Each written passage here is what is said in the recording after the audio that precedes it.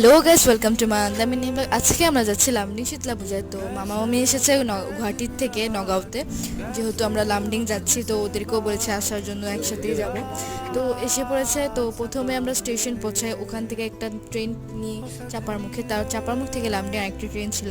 তো প্রথম ট্রেনে উঠে অনেকটাই সাফার করে আমরা কিন্তু নেক্সট স্টেশন পৌঁছে যাই। আর সেকেন্ড ট্রেনটা এতটাই ভিড় ছিল লামডিংয়ে, সবাই লামডিং, তোমরা যারা যারা গিয়েছে সবাই জানো। তো দেখতে পেয়ে যায় স্টেশন থেকে অল্প খানিকটা দূরে বড় গেট, তার মানে পৌঁছে গিয়েছি আমরা পূজার সামনেই। তো যেহেতু মার মন্দির অনেকটাই জনপ্রিয়, তো ভিড় তো হবেই। আর লাইনটা তোমরা দেখতেই পাচ্ছ কতটা বড়। তো লাইনে দাঁড়িয়ে পূজার জন্য, তারপর অনেকটা লাইনে দাঁড়ানোর পর আমরা কিন্তু মার মূর্তি দেখতে পেয়েছি। তো তোমরাও দেখো, যারা যারা যাওনি আর যারা যারা গিয়েছো কমেন্ট করে জানিও।